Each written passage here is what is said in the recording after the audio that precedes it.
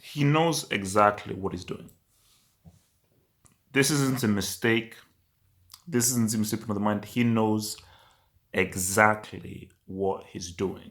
Um, because again, look, Trump, he knows what he's doing. Like, by Trump saying Chinese virus, this isn't a case of like, oh, he's just thinking, okay, well, it's the virus from China. Just come here, it's the Chinese virus because it's the same thing with like the guy saying Wuhan virus and everything. But yeah, like blah blah. No, it's careful because what he wants is because he's been criticized based on how much of a break he's been with regards to responding to the issue in America. Now people are saying actually the Philippine Governor Cuomo has actually been doing a better job than him.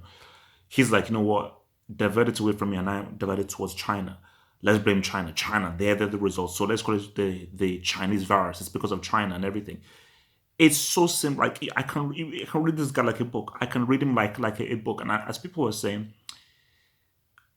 people already are now going to be a bit xenophobic towards Chinese people because of the risk of this virus already. Um, and by the leader and the president even doubling down by using the word Chinese virus, but no, it's called the coronavirus. It's not called a Chinese virus. Because we don't know where this virus came from. It's not like if China created the virus. It came from China, but they didn't say, oh, we're going to now create this virus, so therefore it's a Chinese virus. No, it's the coronavirus. Where we do not know where it came from specifically. So, and it is dangerous him using that because right now, for a lot of people in America right now, especially when they just use that word Chinese virus and they latch it onto the president, bro, I will not be surprised if you see some rednecks, some dudes in the South who, if they see a Chinese dude or a group of Chinese people, they'll just beat them up or do some crazy nasty stuff to them. I will not be surprised. I will not be surprised if you're going to be seeing a rapid surge in attacks on Chinese people in America. Um, but look, it's just from the guy's a flipping moron. But the key thing here is blame, the blame game. For me, where this has affected me, affected different things for me. Like I wanna know who to blame, and the low hanging fruit is blame China. That's the low hanging fruit, and life is complex, and it is way more complex than just putting the blame on China. There are people to praise and there are people to blame in this situation. Who you blame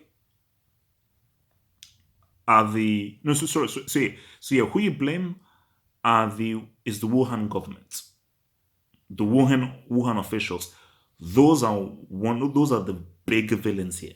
Those are the true villains here because in their complete utter stupidity and evil, they try to suppress the truth from coming out because this thing has started early. It probably started early December, and if we had known about this earlier on, it would have been nipped in the bud and the damage would have been limited. But the people who you've got to praise are the whistleblowers because they're the guys who were suppressed. They were the guys that are like, no, we have to get this information out. And we have to fight this to get this information out. And somehow, some they were able to get this in information out. And these were doctors who, in the front line, some doctors even lost their lives by treating this virus. So you have to praise. You have to know who to praise and who not to praise. You know, those people from Wuhan, those are the guys that you got to say, these guys are a bit dodgy. Those guys from the Wuhan government guys who are trying to suppress the information, that's evil. That's just stupid. You guys are a bunch of pricks, okay? Because something this dangerous, the information must be let out. What the hell are you doing trying to suppress the information? What the hell are you doing trying to control that? But for the whistleblowers and for those Chinese experts who've now gone to Italy to try and help Italy out, they should be praised. They didn't, like the whistleblowers, they didn't create this virus. They just noticed the virus and like, oh damn, let's warn the world, let's warn the people about this. But they were stopped, they were suppressed. So, blaming the whole China blame thing, it's a low hanging fruit. It's a cheap tactic. But unfortunately, 99% of people in the world are stupid. 99% of people in the world are sheep, and they will latch onto that and they will say Chinese virus, China, let's get all the Chinese people. They're the guys to blame. They created this virus. They're the ones with this virus. Who knows? First of all, we don't know. Maybe China created the virus. Maybe they did. Maybe they wanted to screw the world over.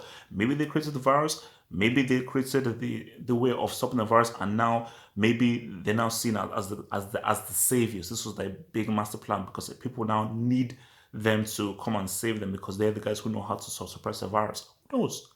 But all we know at the moment right now is we don't know where this virus came from. And the Wuhan authorities are a bunch of pricks, pieces of crap. They induct you guys. But the whistleblowers, those guys must be praised as well. But I know it's hard because I know the easiest thing to do is blame all of China and any Chinese person you see, you want to blame them. But don't.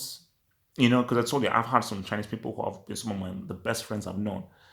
And not everyone is the same. And you can't put a single paintbrush on everyone, just like as for me. Not all black people act a way or talk a certain way. So I wouldn't want to be putting this monolithic single paintbrush upon everything. So, don't do the same, bro. Don't do the same, Yeah.